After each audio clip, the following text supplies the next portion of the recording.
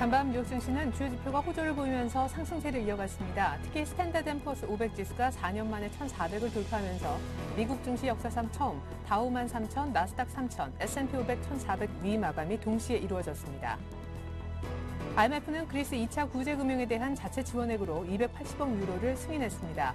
이번 지원은 즉시 그리스에 제공되는 165억 유로를 포함해 4년에 걸쳐 이루어집니다.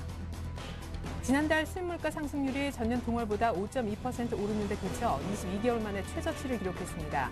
한국은행은 최근 들어 유가가 가파르게 오르고 있지만 기저효과로 인해 수입물가 상승률이 다소 낮게 나왔다고 설명했습니다. 현대기아차가 현대위아 보유 지분 10%를 장 개시 전 국내외 기관에게 블록세일한 가운데 현대위아 주가가 급락세를 보이고 있습니다. 시장에서는 정의선 부회장으로의 안정적인 지분 승계와 연결짓는 해석이 힘을 얻고 있습니다. 안녕하십니까. 오늘장 내일장 1부 시작하겠습니다. 방금 전해드린 바대로 미국 증시가 아주 역사상 유례없는 마감 종가를 보여줬습니다. 다우 13,000, 나스닥 3,000이 완전히 안착된 데 이어서 이번에는 3대 지수 마지막 지수 가운데 하나인 S&P 500까지도 1,400 위에서 장이 종료가 된 것인데요. 때문에 미국발 훈풍에 우리 주가가 얼마나 오를까 잘못 기대를 걸어봤었는데 전형적인 금요일장이 나온 것 같습니다. 주말 앞두고 경계감이 있으면서 어제와 오늘까지 이틀째 숨고르는 조정이 펼쳐지고 있는 것인데요. 수급 공백도 원인이라 하겠습니다. 4거래일 만에 외국인이 소폭 매도로 돌아섰고 어제 오늘 조금 공통적인 부분이 있다면 기관 특히나 투신권의 물량 매물이 오후장 들어서 집중되고 있다는 것이죠. 어제 투신이 3천억 넘게 던졌는데 오늘도 현재 1,300억 가까이 팔고 있습니다. 기관에서 매도 주체 1위로 투신권이 부상하고 있는데요. 자동차주가 한미 FTA 모멘텀을 접고 오늘 드디어 하락세를 보이고 있습니다. 조선주도 기관의 매도가 집중되면서 운수장비 업종이 업종 하락률 1위인데요. 애플 주가가 사상 신고가 내듯이 오늘 삼성전자도 또 한 번의 신고가를 경신했다고 합니다. 현재 종목의 등락률 먼저 체크하고 돌아올게요. 김혜석 캐스터. 네, 여기는 시황센터입니다. 꽃샘추위처럼 국내 시장도 겨울과 봄을 오가는 모습이죠. 어제에 이어서 오늘도 시장의 분위기가 쌀쌀해 보이는데요. 3월 16일 금주의 마지막 거래일에 현재 시장 상황은 어떤지 먼저 코스피 지수부터 확인해 보겠습니다. 코스피 지수가 이틀째 하락세를 보이면서 현재 약세 보이고 있는데요. 오늘 코스피 지수는 강세로 출발해 장중 한때 2050선을 웃돌면서 강세를 보이기도 했지만 이내 오름폭을 줄이면서 현재는 하락 반전한 모습입니다. 장중 저점 2035선을 찍기도 했는데요. 지수 소폭 상승한 모습이죠. 현재 코스피 지수는요. 어제보다 0.22% 하락한 2039선에서 거래가 진행 중입니다. 이어서 수급 상황입니다. 현재 기관과 외국인이 동반 매도 우위 보이고 있는데요. 기관 오늘 매도 강도가 더 커 보입니다. 현재 1,300억 원 매도하고 있고요. 외국인 역시 400억 원의 매도 우위 보이면서 거래가 진행 중입니다. 이어서 코스닥 지수 확인해 보겠습니다. 코스닥 지수 역시 미국의 고용지표 개선 호재로 오늘 강보합에서 출발했는데요. 이내 약세로 전환하기도 했지만 재차 상승 반전하면서 현재 보합권의 흐름 유지하고 있습니다. 현재 코스닥 지수는요. 어제보다 0.06% 상승한 538선에서 거래가 진행 중입니다. 자세한 수급 상황 살펴보겠습니다. 현재 기관이 매도 우위 달리고 있는데요. 기관 270억 원 매도하고 있고요. 반면 개인은 277억 원 매수 우위 보이면서 거래가 진행 중입니다. 이어서 환율 흐름 살펴보겠습니다. 환율은 글로벌 달러 상승세가 주춤한 데다가 중국의 위안화 고시 환율도 큰 폭으로 절상되면서 현재 사흘 만에 하락세 보이고 있는데요. 현재 환율입니다. 어제보다 3원 40전 하락한 1,124원에서 거래가 진행 중입니다. 이어서 코스피 시가총액 상위 종목 살펴보도록 하겠습니다. 삼성전자가 장중 126만 7천 원의 신고가를 경신한 뒤에 하락 전환했는데요. 현재 재차 강보합권으로 올라섰습니다. 125만 2천 원의 거래가 진행 중입니다. 현대차와 현대모비스는 2%대 밀려나고 있고요. 현대중공업 역시 0.9% 하락세 보이면서 32만 8,500원의 거래가 진행 중입니다. LG화학은 강보합권에서 37만 2천 원에 거래되고 있습니다. 현재 삼성생명 2.77% 오르면서 9만 6,300원에, KB금융은 약보합권에서 현재 4만 3,400원에 거래가 진행 중입니다. 이어서 코스닥 시가총액 상위 종목 살펴보도록 하겠습니다. 셀트리온이 약보합권에서 37,950원에 거래되고 있습니다. CJ홈쇼핑 2.69% 밀려나고 있고요. 반면에 서울반도체는 3.31% 오르면서 26,550원에 거래가 되고 있습니다. 포스코 ICT는 1.7% 빠지고 있네요. 동선은 1.63% 오르면서 34,300원에 거래되고 있습니다. 현재 SK브로드밴드와 SFA는 약 보합권에서 움직이고 있는 반면에 젠백스는 오늘 4%대 강세 보이면서 39,700원에 거래되고 있습니다. 이어서 오늘의 특징 업종 및 테마 종목 살펴보도록 하겠습니다. 현재 업종별로는 운송 장비와 의료 정밀 업종이 큰 폭으로 하락하고 있는데요. 자동차주 먼저 살펴보겠습니다. 현대기아차가 보유 중인 지분을 국내외 기관에 블록 세일했다는 소식이 전해지면서 자동차주가 동반 약세 보이고 있는데요. 현대위아는 현대기아차의 보유 주식 매각 여파에 따라서 현재 급락하고 있죠. 현대모비스 2.37% 빠지면서 28만 8,500원에 거래되고 있고 평화전공 역시 2%대 밀려나고 있습니다. 건설주들이 현재 외국인과 기관의 매도세에 하락하고 있습니다. 건설주 살펴보겠습니다. 현대건설이 1.29% 밀려나면서 8만 4천 원에 거래가 되고 있습니다. 대우건설과 대림산업은 현재 약보합권에서 움직이고 있고요. 현대산업과 경남기업은 모두 3%대로 밀려나고 있습니다. 뉴 아이패드 효과로 애플이 사상 최고가를 기록했다는 소식이 전해지면서 국내 스마트 부품주들도 강세 보이고 있는데요. 스마트 부품주 살펴보겠습니다. 현재 인터플렉스는 2.57% 오르면서 55,900원에, 플렉스컴은 6%대로 급등하면서 11,800원에 거래되고 있습니다. BH도 3.46% 오르고 있고요. 코리아 서키드 역시 6.9% 상승하면서 12,400원에 거래가 되고 있습니다. 정부가 동해에서 개발 중인 가스 하이드레이트 생산을 서두른다는 소식에 가스관주들이 현재 동반 강세 보이고 있습니다. 대동스틸은 6.3% 오르면서 4,890원에, KT 서브마린도 1%대 강세 보이고 있고요. 하이스틸과 동양철광 그리고 B&B성원 모두 강보합권에서 움직이고 있습니다. 보건복지부가 오는 4월 1일 기등재 약가를 평균적으로 14% 일괄 인하한다는 소식에 현재 실적이 우려되고 있는 제약주들이 동반 하락세 보이고 있습니다. 광동제약 8%대로 밀려나면서 4,400원에 거래되고 있고 현재 일광약품과 부광약품 그리고 JW 중해제약 역시 1%대로 밀려나고 있습니다. 대한전선이 최근 대형 수주 소식에 기관과 외국인의 러브콜을 받고 있는데요. 대한전선 현재 6.85% 오르면서 3,980원에 거래되고 있습니다. 삼성 SDI가 뉴 아이패드 출시로 폴리머 전지를 중심으로 한 실적 개선이 계속될 것이란 전망이 하루 만에 반등했는데요. 현재 삼성 SDI는 3.17% 오르면서 14만 6,500원에 거래되고 있습니다. 전날 하이마트가 한 회계법인으로부터 적정한 감사 의견을 받아냈다는 소식에 유진기업과 동반 상승하고 있습니다. 현재 유진기업은 3.98% 오르면서 4,310원에 거래되고 있고요. 하이마트 역시 4.38% 오르면서 6만 1,900원에 거래되고 있습니다. 지금까지 시황센터에서 김혜선이었습니다. 네, 중국 상종업지수도 이제 소폭 반등 들어오고요. 일본도 장중에 오늘 또 한 번 상승 시도를 보여주고 있습니다. 미국발 훈풍 쉽사리 아시아 증시 쪽으로 강하게 들어오진 않는 분위기인데 우리도 역시 그 훈풍을 받진 못하고 있는 것 같아요. 여의도 쪽으로 가서 그 이유 한번 확인해 보도록 하겠습니다. 대신증권의 최재식 팀장님 만나볼까요? 안녕하세요. 안녕하십니까? 네, 또 한 번 2050 들어갔다가 약간 밀리면서 지금 2040 중심에 등락이 있는데 어쨌거나 미국 쪽 분위기 보니까 국채금리의 어떤 그 급락세는 좀 잡혀진 것 같더라고요. 네, 그렇습니다.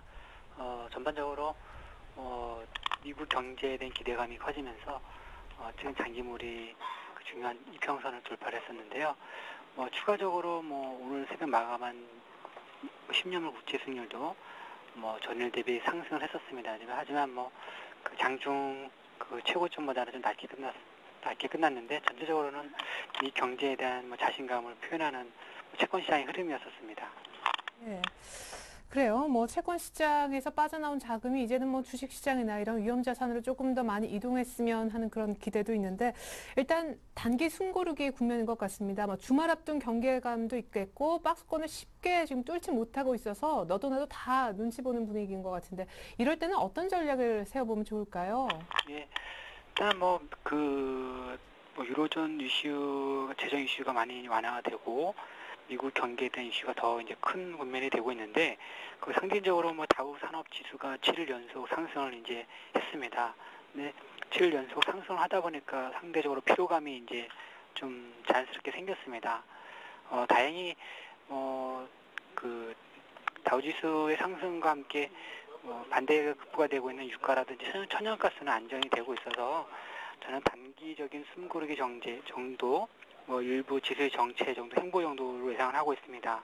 현재 추세를 바꿀 정도의 불확실성은 여전히 제한적인 수준에 있고요. 전일에도 말씀드렸지만 지난달 2,000포인트 테스트 국면과 달리 이번에는 그 비용의 변수가 되고 있는 유가라든지 천연가스 부분이 안정적인 흐름이 진행되고 있다는 것은 상당히 우호적이라 생각이 됩니다. 그래서 저는 단기 숨고르기 국면에서 주도주의 저점 매수를 고려해보고 또 반대급부에 또 덜 오른 종목의 또 쓰나미 관점에서 대응을 해보는 게 좋지 않을까 싶습니다. 예. 그래도 혹시나 하는 마음에 조정 요인이 좀 있을까 여쭤보고 싶은데 지금 단기 숨 고르는 국면이라고 하셨으니까요. 아무래도 좀 마음에 걸리는 것은 역시 유가인가요? 예, 다른 펀더멘탈에서 발생할 이제 미국 쪽이라든지 네. 유로존 쪽에서 발생할 펀더멘탈 뉴스 자체에서는 이제 당분간에서 나올 뉴스가 크지는 않습니다. 그래서 상대적으로 이제 유가가 어떻게 이제 계속 변화가 될지가 함께 된 것이고요. 오늘 유가가 WTI가 이틀 연속 하락을 했었는데 거기에는 전략 비축료 감축에 대한 언론 보도 오보로 인해서 이제 주가 하락을 했었습니다. 근데 계속적으로 중동에 대한 이슈와 함께 4월달에 그 중동 이란 관련해서 상임이사국 유엔 상임이사국 플러스 독일의 만남이 있는데 거기서의 이제 계속적인 유가 관련 자극 뉴스 부분이 시장에 계속 지속할 부분이 아닐까 싶습니다. 네. 그리고 다음 주에 미국 쪽에서 주간 그 가솔린 평균 가격도 공개가 된다면서요? 예. 매주 한 번씩 나오는데 현재까지는 그 가솔린 가격의 미국 평균 가격이 네. 3.8달러 정도입니다. 근데 다음 주 월요일 날 이제 미국 시간에 나올 텐데 네. 4달러가 넘어가면 통상적으로 이제 그 분위기가 좀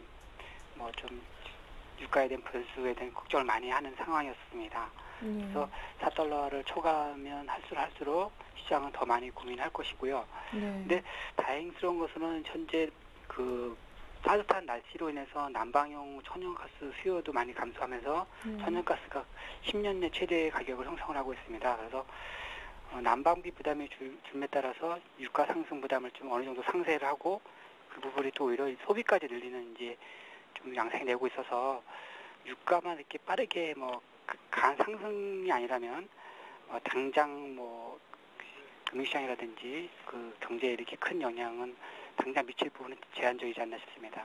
네, 그래도 조금 지금 의문스럽게 보고 있는 것이 유가라고 얘기를 하셨고 월요일 날 나온대요. 미국의 가솔린 평균 가격 4달러를 넘는지 여부도 좀 체크를 해봐야 될 것 같습니다. 대신증권 최재식 팀장님 전략 확인해봤습니다. 고맙습니다. 네, 감사합니다.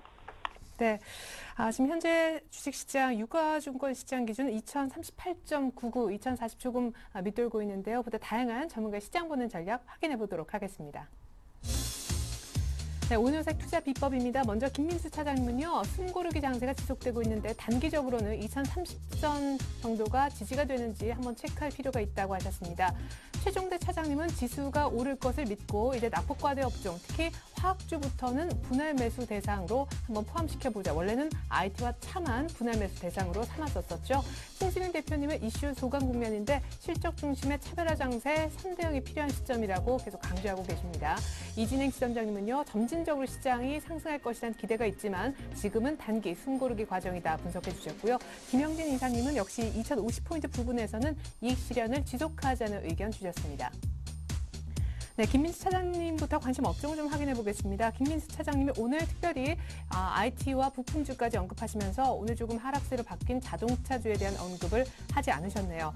최종대 차장님은 IT와 운수장비 특히나 차 좋게 보셨는데 오늘은 특별히 화학 쪽까지도 분할 매수 대상으로 삼자 하셨었고요. 신진웅 대표님은 IT와 정유 그리고 타이어 건설 최근 들어 급격히 많이 좋아지고 있는 게임 업종 이미 이전부터 관심 업종 포트에 넣고 계시고 있습니다. 이진흥 지점장님은 오늘 반도체라고 IT를 또 국한을 시켜주셨고 어제부터 은행과 음원 관련주 특히나 네오이즈 인터넷, KT뮤직 좀 잘 보자고 어제 또 말씀을 해주신 바 있습니다. 김영진 이사님은요. 트레이딩 관점에서 업종별로 전략은 조금 달라야 한다는 그런 의견을 보내주셨네요. 네, 이번 주 들어 약 후반에 접어들면서 2050포인트 터치가 계속해서 이어지고 있지만 안착은 쉽지 않은 가운데 2050포인트 부근에서는 계속해서 이익 실현을 할 필요가 있다 이런 의견 보내주신 오늘은 KTB 투자증권 명동지점 김영진 이사님과 자세한 얘기 나눠보도록 하겠습니다.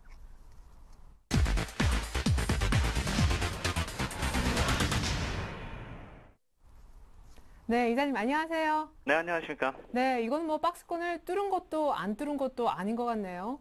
네, 그렇죠. 지금 상황에서 본다면은 그 2011년 그 4월 고점하고 7, 8월의 고점이 있는 그 선이 예전에 말씀드렸던 그 저항선 2050포인트다 이 말씀을 드렸었는데 그 상황이 그대로 이어지고 있다 이렇게 봐야 될 것입니다. 이 지수대 한 번에 돌파한다 이렇게 보기는 좀 힘들죠. 왜냐하면 좀 장기 저항선이다 이렇게 봐야 될 테니까요. 최소 뭐 가격이 심하게 조정을 보이지 않더라도 뭐 기간 조정 정도라도 거치고 힘을 비축한다면 오히려 돌파한 이후에 추가적인 상승 예전에 말씀드렸던 2100포인트 정도까지도 갈 수가 있다 이렇게 생각하는 게 옳을 것 같고요. 하지만 이제 이 저항선이 계속 하향하는 그런 추세이기 때문에 시간이 지나면은 돌파 가능성 오히려 커진다 이렇게 봐야 되겠죠. 저항선이 점점 낮아지니까요. 다음 주라고 한다면 만약에 전고점 2050포인트 다시 간다라고 하면 돌파하는 상황이다 이렇게 볼 수도 있을 테니까요. 그동안의 상승폭이 좀 컸었기 때문에 조정폭이 깊지는 않았어도 시간은 좀 필요한 상황이다 이렇게 봐야 되겠습니다. 네, 그렇군요. 최근 들어서 IT와 소재, 산업 이쪽 외에도 말이죠. 금융주의 상승도 좀 많아서 사실은 금융주에 대한 시각도 오늘은 좀 여쭤보고 싶었었습니다. 그나저나 애플도 뭐 장중에 $600 갔다고 하고 삼성전자가 참 얄밉게 너무 잘 가고 있거든요. 오늘 또 한 번 신고가 IT 내에서 아예 종목을 고르는 것이 업종 여기저기 그냥 드나드는 것보다 더 낫다는 의견도 어느 정도 믿음이 가는 부분이 있습니다. 이제 업종별로 전략 좀 세워주세요. 예, 그렇게 볼 수도 있기는 한데요. 이 차별화되는 모습이 뭐 삼성전자 중심의 이 IT 업종의 독주뿐만이 아니다. 이걸 봐야 됩니다. 네. 한번 업종별 대응 전략을 한번 생각을 해본다면요. 이 펀더멘탈적 요인을 봐도 그렇고 기술적으로 봐도 그렇고 이 펀더멘탈 요인을 본다라고 한다면은 이제 실적 시즌에 바로 이제 근접을 하는 그런 상황이지 않습니까? 그렇다면 항상 그래 왔듯이 실적에 의해서 이제 실적 재편 또 주가 차별화되는 거 당연한 것이다 이렇게 봐야 될 테고요. 특히 2000포인트 위에서는 항상 그래 왔었습니다. 이제 과거에 한 2년 전쯤에 이 조선 업종이나 그 다음에 뭐 업종 대표주가 끌고 가는 장세, 최근 같은 경우 이제 뭐 삼성전자 같은 경우처럼 이제 극심한 차별화들이 계속 이루어져 왔었고 이번만 그런 게 아니기 때문에 이 차별적인 움직임에 대해서 너무 부담스럽다 이렇게 볼 필요가 없다 이렇게 생각이 되고요. 또 한 가지로 말씀을 드리는 것은 이제 펀더멘탈적 요인은 아까 말씀을 드렸고. 이 기술적 요인을 제가 좀 정리를 해가지고 보니까 이 업종별로 본다면은 지금 한 세 부류 정도로 나눌 수 있다. 이 점을 좀 차관을 할 필요가 있다 이렇게 생각이 되는데요. 이 세 부류가 뭐냐면은 당연히 이제 신고가 내는 그런 업종, 결국 이제 삼성전자 중심의 IT 업종이다 이렇게 봐야 될 테고요. 신고가에 근접해서 돌파하는 과정에 있는 업종이 있고요. 반등에 불과한 업종 이렇게 세 부류로 볼 수가 있겠는데요. 아까 이제 신고가 내는 업종이 IT 업종 하나밖에 없다 이렇게 말씀을 드렸지만 지금 신고가를 내기 위한 그런 근접하고 있는 업종 필수 소비재 쪽에서 좀 많이 찾아볼 수가 있습니다. 음식료, 섬유, 의복 이쪽이 거의 신고가 내기 바로 직전의 모습입니다. 결국 이제 코스피 지수가 2011년 4월 그 2219포인트보다는 200포인트가 좀 모자란 그런 상황이지만 이들 업종에 이 세 업종에 대해서는 거의 최고치로 가고 있다 이렇게 봐야 될 테고요. 이제 나머지 업종은 다 반등하는 업종이다 이렇게 봐야 될 것입니다. 운수장비, 기계, 화학, 철강, 운수장비, 증권 이쪽은 다 반등하고 있는 업종이다 이렇게 봐야 될 텐데요. 그렇다면은 이제 여기서 업종 대응 전략은 점차 좀 틀려져야겠다 이렇게 봐야 되겠죠. 예전에 말씀을 드렸듯이 이제 포트폴리오의 한 30%에서 50% 정도는 IT 업종을 좀 채워 넣어야 된다라는 이유는 이러한 신고가를 내는 종목 쪽은 계속 추세를 따라가야 된다. 이 관점에서 봐야 되기 때문에 말씀을 드렸던 것이고요. 필수 소비재 쪽 계속 관심을 기울여야 하는 그 이유 중에 하나도 이러한 신고가를 낼 경우라고 한다면은 이쪽도 마찬가지로 IT 업종의 뒤를 따라갈 수 있다. 또 중국적 재료도 작용이 될 수 있다. 이 점을 봐야 될 테고요. 이제 하나 남은 업종, 그 반등하는 업종들을 어떻게 대응하느냐 이게 좀 중요하겠죠. 제가 최근에 트레이딩을 하자 이 말씀을 드린 것이 바로 여기에 있습니다. 이 업종들을 나머지 한 30%에서 40% 정도 채운다라고 한다면은 이들 쪽에서는 트레이딩을 해야 되는 그런 업종이다 이 말씀을 드린 것인데요. 결국 이 기술적 위치를 한번 따져볼 때 2011년 이 고점하고요 저점을 잇고서 여기서 계속 제가 예전에도 말씀을 드렸던 이 피보나치 비율대를 한번 생각을 해본다면요. 기계 업종 같은 경우가 이제 한 62% 이상 반등해서 이들 부류에서 반등하는 업종 부류에서는 가장 좀 높고 가장 흐름이 좋았다 이렇게 볼 수가 있겠고요. 그 다음이 이제 건설 62% 정도까지 왔고요. 이 50% 정도 넘는 경우가 철강, 금속, 화학 업종입니다. 나머지 이제 38% 넘는 경우가 운수 장비가 될 테고요. 38%조차도 안 되는 게 금융하고 증권, 아까 말씀하신 이 금융업종들입니다. 결국 이제 2월, 3월까지의 반등폭은 어느 정도 여기까지 왔었다 이렇게 볼 수가 있겠고, 이제부터 트레이딩을 해야 하는 이유는 이 마디 지수대 결국 38%, 50%, 62%또 낮은 쪽은 24%밖에 반등 못한 경우가 있는데 이 마디에서는 반락이 나타날 수 있다. 이 점에서 좀 차감을 한다. 이 말씀을 드리는 것인데요. 반등 때는 어느 정도 이 비율에 맞춰서 좀 매도를 해주고 이 조정이 나올 경우에 한 단계 낮은 비율의 마디로 해서 그 마디를 한번 트레이딩하자 이 말씀을 드린 것인데 결국 기계업종 같은 경우가 62%를 훌쩍 넘어섰다가 지금 62%까지 이제 하락을 한 모습이고요. 건설 같은 경우도 거의 비슷한 모습이고 철강 화학이 50%까지 이제 반등을 했다가 조금 지금 많이 하락을 해서 이제 38% 반등한 위치까지 하락한 상태고요. 업종별로 이제 예를 들었지만 종목별로도 거의 비슷하다 이렇게 봐야 되겠죠. 이 마디를 그러니까 최고치하고 최저 가격대에서 어느 정도 몇 프로 반등했느냐에 따라서 이 트레이딩 구간이 정해진다 이렇게 봐야 될 테고 업종 역시 마찬가지로 그렇게 볼 필요가 있다 이 말씀을 드린 것입니다. 예.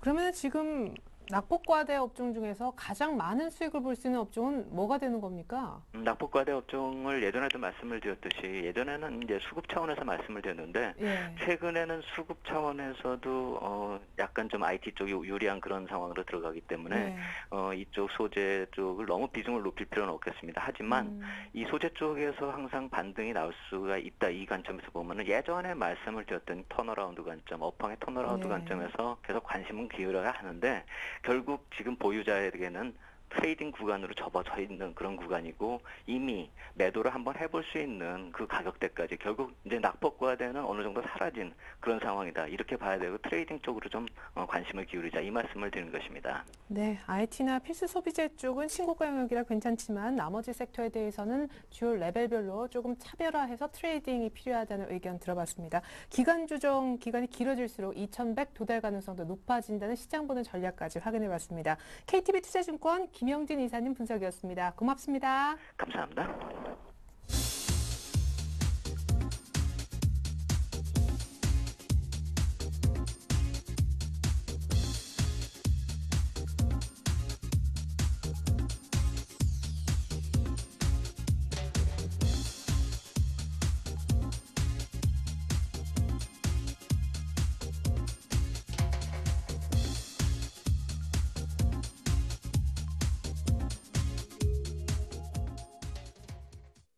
네, 4거래일 만에 프로그램이 시장을 도와주지 않는 날인데요. 그렇다고 매물이 많이 나오는 것은 아닙니다. 비차익에 약간 매도 의가 기록이 되고 있는데 선물 쪽 동향 분석 체크하러 가겠습니다. IBK증권의 김현준 연구원 불러볼게요. 안녕하세요. 네, 안녕하세요. 네, 베이시스는 정말 한 3.0 부근에서 계속 초강세 유지 중인데 차익으로 매수는 많이 안 들어오는 것 같아요. 말씀하신 것처럼요. 네, 오늘 좀 베이시스가 어제부로 3.0포인트를, 평균 베이스가 3.0포인트를 넘었는데요. 이거는 역대 최대 수준의 베이스라고 보시면 될 것 같습니다.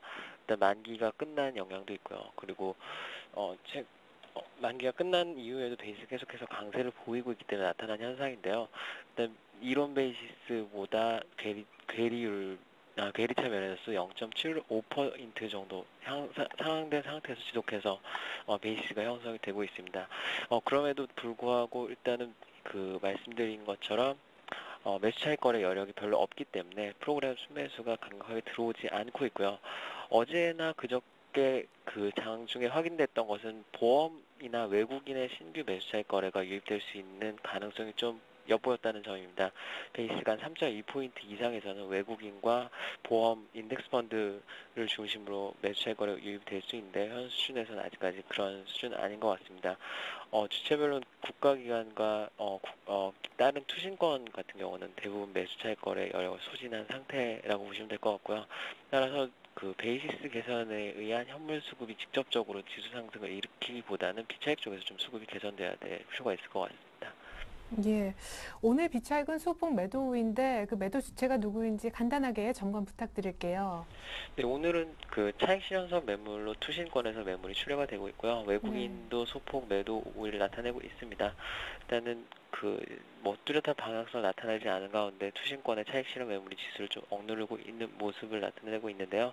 일단 비차익 쪽 외국인 수급이 아직까지 큰 모멘텀이 없기 때문에 일단 외국인 비차익 강도도 좀 강하지 않은 것 같습니다. 일단 외국인의 비차익 수급 개선 여부를 좀 향후 다음 주 좀 지켜봐야 될 것 같습니다. 예, 알겠습니다. 비차익 매수가 좀 많이 폭발적으로 들어오기를 기대를 한번 걸어보지요. IBK증권의 김현준 연구원 선물 쪽 분석 들어봤습니다. 고맙습니다. 네, 감사합니다.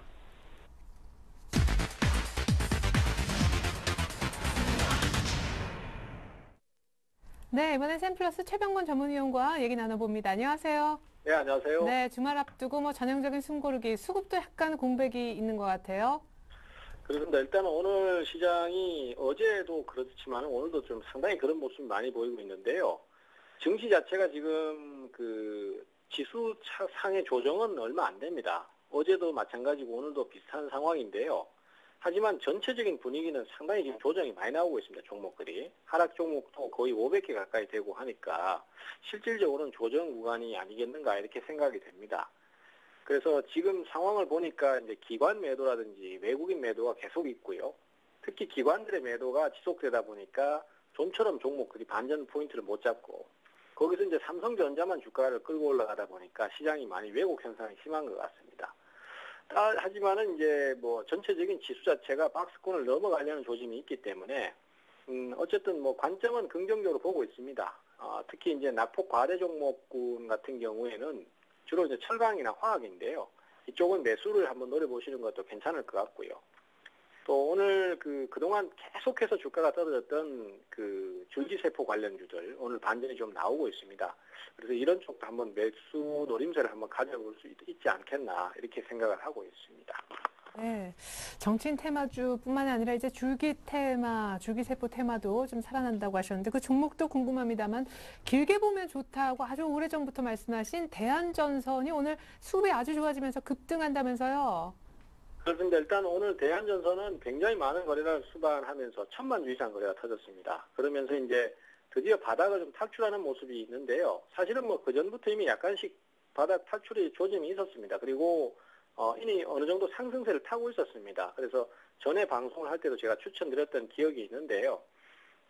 그동안 이제 가시적으로 그 수주라든지 신규 수주라든지 이런 것들이 증가를 했고, 그 다음에 또 자산을 계속해서 매각을 하면서 어쨌든 간에 정상화시키려는 노력이 있었습니다. 제가 사실 대한전선에 대해서는 예전에도 한번 소개를 드릴 때,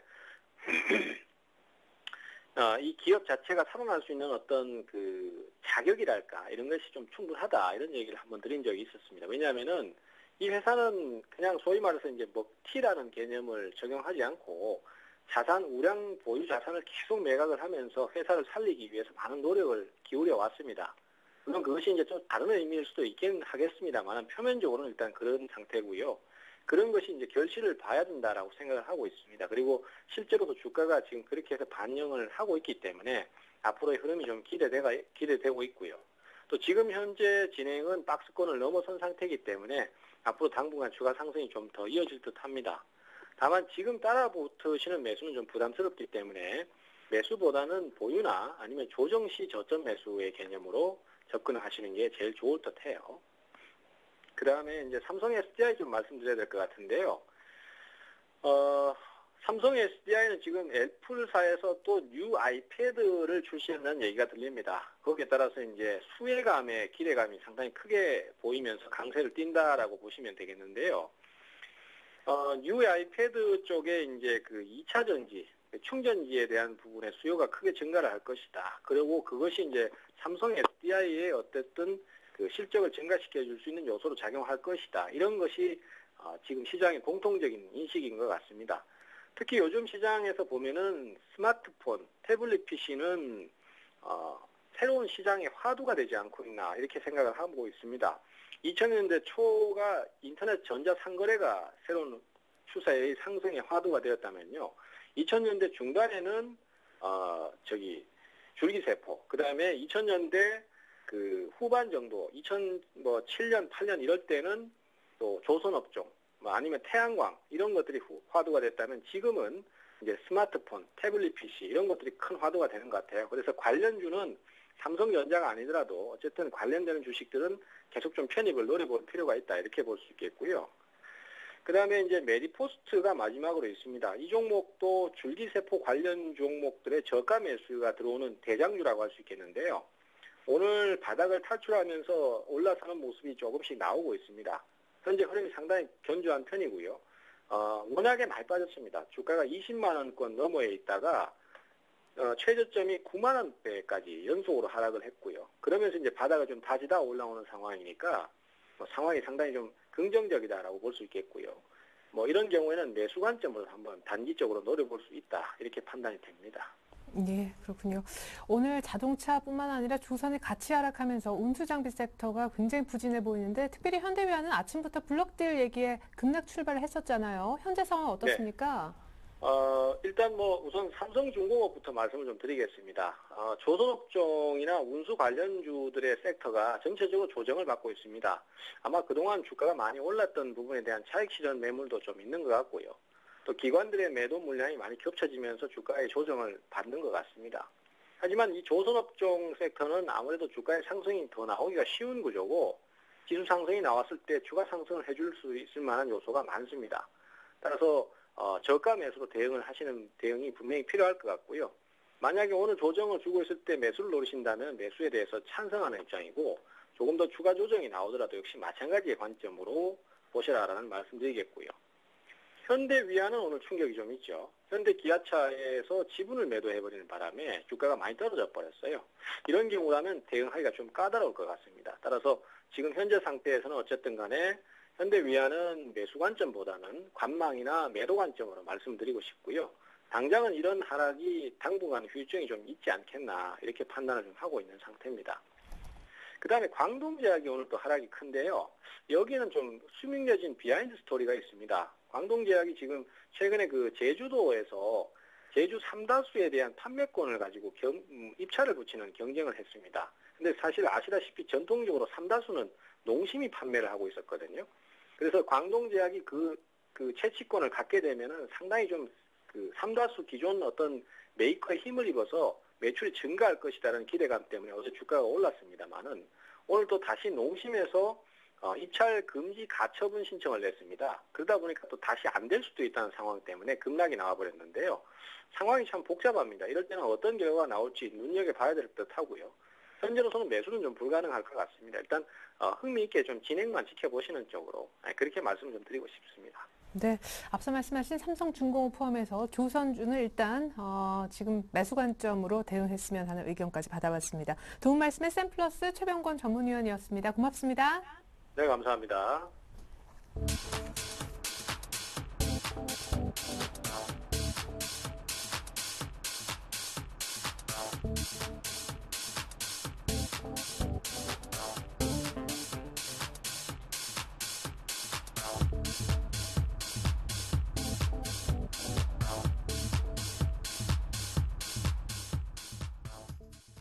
네, 지금 2시 35분 정도 막 지나고 있는데 기관 투신권의 매도가 점점점 가팔라집니다. 2036.84, 2040에서 조금씩 멀어지고 있는데 마감 전략을 다시 한번 세워보겠습니다. 동양증권 영업부에 계시는 권용문 과장님과 함께 할게요. 안녕하세요. 네, 안녕하십니까. 네. 이번 주 보면은 그리스는 이제 돈 받을 거 받아가는 분위기고요. 간밤에 뉴욕은 고용과 제조업 지표가 모두 좋았는데 다들 이제는 뭐 실적 또 경기 여기에 대해서 눈으로 뭔가 확인하고자 하는 욕구가 굉장히 커지는 시점이잖아요. 앞으로 있을 지표 일정들 좀 살펴주세요. 예, 다음 주에 미국 시장 쪽에 특이할 만한 그런 지표들이 많이 남아 있습니다. 최근에 시장을 끌어올리는 그런 그 화두가 뭐 미국 쪽에서 경기 지표의 호조로 인해서 발생한다 그런다라면은 다음 주에 있을 부분들도 꼭 한번 체크해 봐야 될 필요가 있을 것 같습니다. 우선 19일 날 3월 NAHB 주택시장지수 발표가 있고요. 그리고 그 다음 일이죠. 20일 날 2월 주택 착공 건수 발표가 있습니다. 그리고 하루를 쉬고 22일 날 2월 경기선행지수 발표가 있습니다. 그리고 유럽 시장 쪽으로 또 눈을 돌려보게 되면요. 유럽 시장 같은 경우에는 22일과 그리고 23일, 특히나 22일 날 좀 굵직굵직한 그런 이슈들이 예정이 되어 있습니다. 3월 PMI 제조업 발표가 있고요. ECB 회담 프랑크푸르트에서 열리게 되죠. 그리고 EU 외무장관 회담이 브뤼셀에서 예정이 되어 있습니다. 그리고 그 다음날 23일에는 소비자 기대지수 잠정치가 발표가 되고요. 그리고 중국 시장은 상대적으로 다음 주에 예정된 이슈가 적습니다. 18일 날 2월 부동산 가격 이외에는 특별히 눈에 띄는 이슈가 없다라고 말씀을 드리겠습니다. 네, 중국도 지금 부동산 규제는 계속한다고 하는 그런 원자바오 총리의 발언이 있었기 때문에 중국 쪽의 부동산 가격 이것도 체크를 해봐야 될 것 같고 미국 쪽도 주택 관련해서 부양책과 굉장히 밀접한 부분이기 때문에 주택 지표들 잘 좀 보셔야 될 것 같습니다. 어쨌거나 뭐 다우는 좀 많이 오른 데 비해서 일본도 뭐 그렇지만 우리는 조금만 더 가줬으면 하는 그런 아쉬움이 있거든요, 지수상. 근데 이렇게 기간 조정이 좀 길면 오히려 다음 주 2100 갈 확률이 더 높아진다는 앞서 분석도 있었습니다. 뭐 감안해서 다음 주 전략 미리 좀 짜주신다면요. 네. 우선 최근 특징적인 부분 중에 하나가 얼마 전에 발생했었던 커다란 갭을 메우지 않고 옆으로 횡보하는 그런 흐름들을 보여주고 있다라는 건데요. 특히나 이제 유럽 쪽 자금이 국내 시장 매수의 강도가 좀 짙어지게 되면서 유럽발 그런 재정 리스크는 감안하는 추세고 그러한 상황 속에서 여태까지 그러니까 이전에 작년 말까지만 하더라도 미국 쪽의 어떤 경기가 좋게 이렇게 나오는 것들은 유럽발 재정 리스크 때문에 좀 가려졌었던 부분들이 네. 지금은 상당히 거기에 초점을 맞춰서 이렇게 보는 시각들이 많아졌다라는 점에서 이전과는 좀 완연한 시장의 분위기가 달라졌다라고 볼 수가 있겠고요. 우선 뭐 다음 주, 이번 주 우선 10년물 이탈리아 국채금리 같은 경우에도 지난주 4.806%에서 이번 주에 약간 더 높아졌습니다. 4.861%로 높아졌지만은 그렇게 큰 부분은 아니고요. 오히려 5%대가 깨져서 내려선 다음부터는 상당히 이 부분에 대해서는 시장은 큰 리스크로 작용하지 않고 있다라고 볼 수가 있겠습니다. 우선 다음 주에는 앞서도 말씀드렸지만은 굵직굵직한 미국 쪽의 경제 지표가 좀 좋게 발표가 될 것으로 기대가 되기 때문에 갭을 메우지 않고 상방 쪽으로 예상을 한번 해보겠습니다. 예, 그렇군요. 그러면 시장이 조금 더 다음 주에는 힘을 낼 수 있다라고 전망하시는 것 같은데 앞서서는 아예 이럴 때는 신고가 내는 종목을 조금 눌렸을 때 사든지 그렇지 않으면은 아예 낙폭과대된 업종을 좀 트레이딩하면서 포트를 좀 같이 갖고 가야 된다는 얘기도 있었습니다. 구체적으로 좀 업종이나 종목으로 전략을 세워주신다면. 네. 특히나 이번 주죠. 이번 주 같은 경우에는 삼성전자의 상당히 급등세 이런 부분들이 눈에 띄는 모습들이었는데요. 최근에 화두가 되는 부분들이 IT 기기, 특히나 이제 스마트 기기에 대한 또 레벨업 그리고 업데이트가 되어가지고 또 새로운 기기들이 출현하는 것에서 우리의 일상사가 많이 바뀌는 모습들을 보여주고 있습니다. 네. 그게 또한 주가에 반영이 되면서 거기에 관련된 종목들이 유독 많이 이렇게 반응을 하는 모습들인데요. 그런 점에서 볼 때 다만 낙폭이 과대했다라는 점과 그 다음에 그런 종목들을 접근할 것이냐 아니면은 또 다른 어떤 포커스를 맞춰서 접근할 것이냐라는 측면에서 볼 때 전반적으로 시장이 상승 추세에 있기 때문에 어느 거나 대부분은 올라가는 거는 맞지만은 네. 과연 여기서 수익률이 어떤 게 더 빨리 날 그러니까요. 것이냐 그리고 더 많이 날 것이냐 거기에 따라서 이제 주가 수익률은 달라질 거다라는 점에서 제가 볼 때는 뭐 단순히 낙폭 과대한 것보다는 예. 이제는 좀 IT 쪽이라든지 스마트 기기 이런 부분에서 실적에 초점을 맞춰가지고 그런 부분들이 개선되는 그런 종목을 골라서 한번 볼 필요가 있겠다. 그리고 그러한 종목들이 결과적으로 기간 대비해서 수익률이 월등히 더 나을 것이다라고 네. 전망을 해보겠습니다. 괜히 또 잘못 이 두더지 잡기식으로 이 낙폭과대주 잡았다가 수익 안 나는 그런 리스크를 떠안을 바에는 IT주 내에서 한번 잘 찾아보자 이런 의견이신 것 같은데 조금 후에 저희가 신규 종목으로 들고 나오신 IT 관련주인 것도 같은데요. 공개를 받아보겠고 올 들어서 첫 공모가 이제 다음 주에 예정이 돼 있다면서요. 역시 IT 부품주라고 들었는데 정확한 그 종목명이 어떻게 됩니까? 예, 다음 주 수요일 날 비센점자가 상장을 하게 되고요. 작년 하반기까지 상당히 시장에 들어온 종목들이 많았었는데 올해 들어가지고 상당히 뜸합니다. 종목 자체가 거의 없죠. 네. 새로 신규로 상장한 종목들이. 근데 한동안 없었다가 또 오랜만에 비센점자라는 종목이 들어오게 됩니다. 그 LED 전광판 만드는 업체고요. 네. 삼성 SDI에서 이제 사업 분사가 되어 가지고 나온 회사인데 이번 주 수요일 날 상장을 하게 됩니다. 공모가 자체가 상당히 좀 싸게 책정이 되어 가지고 지금 장외가 자체가 프리미엄이 많이 붙어서 거래가 되고 있습니다. 그래서 네. 공모가보다는 상당히 높은 가격에서 아마 상장 시초가가 결정되지 않을까라고 예상을 해보겠습니다. 네, 신규 상장주 비셈정자 다음 주 수요일 날 상장 코스닥에 한다고 합니다. 자, 그렇다면 오늘 새롭게 들고 나오신 관심 종목, 아무튼 IT주인 것 같은데 구체적으로 어떤 종목인지요? 네, 하이비전 시스템이라는 종목을 신규로 포트에 편입을 하였습니다. 네, 지난주에 잠깐 언급하셨는데 그죠? 예, 휴대폰 카메라 모듈 부품 검사 장비 업체죠. 이 종목을 신규로 편입을 하면서 또 기존에 있던 종목은 하나 빼게 됐는데요.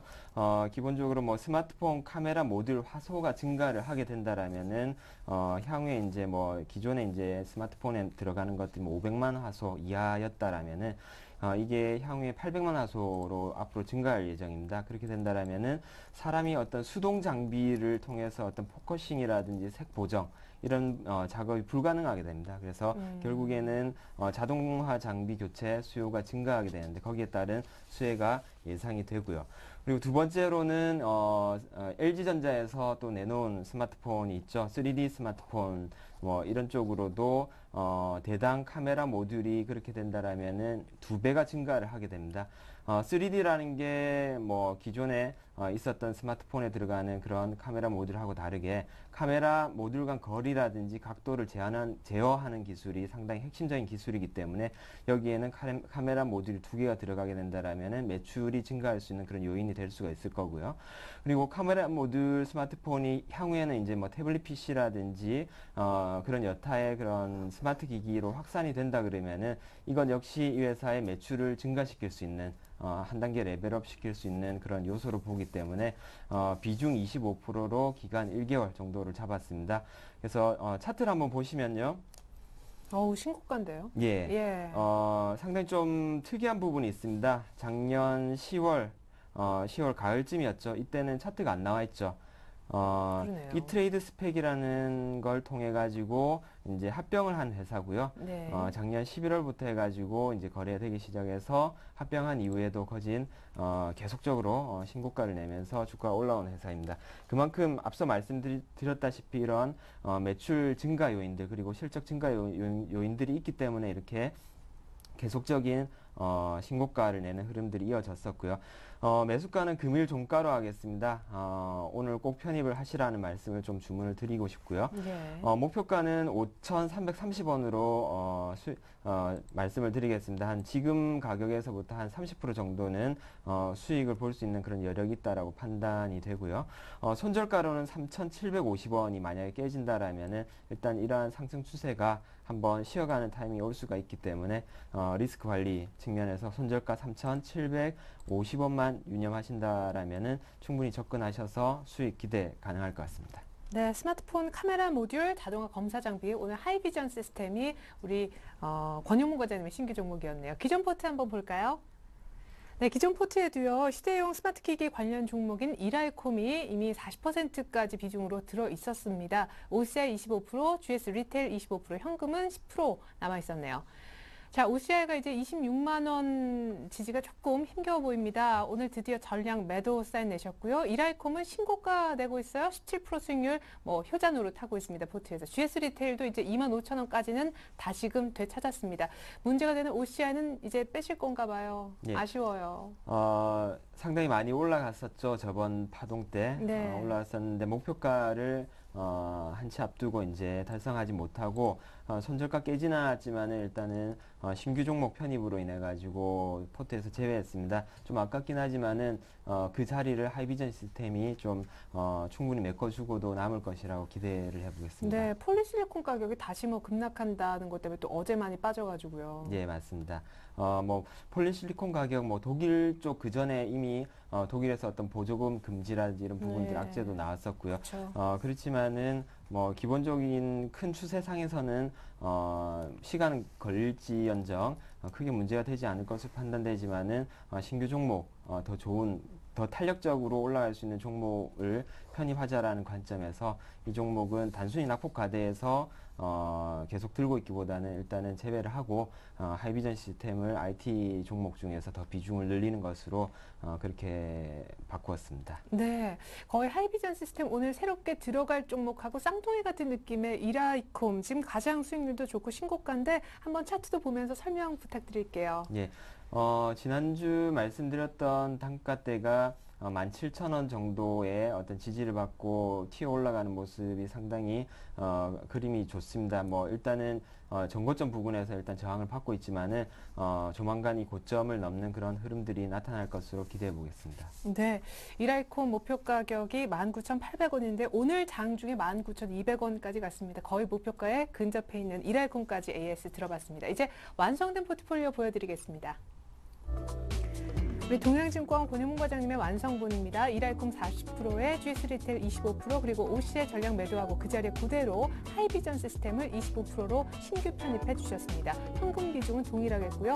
자, 하이비전 시스템은 스마트폰 카메라 모듈 관련해서 자동화 검사 장비 업체라고 보시면 되는데 오늘 신고가 내고 있지만 금일 종가에 꼭 사셨으면 하는 바람 보내주셨습니다. 목표가는 한 30% 수익 예상하고 5,300원 이상, 손절 가격은 전 저점 부근입니다.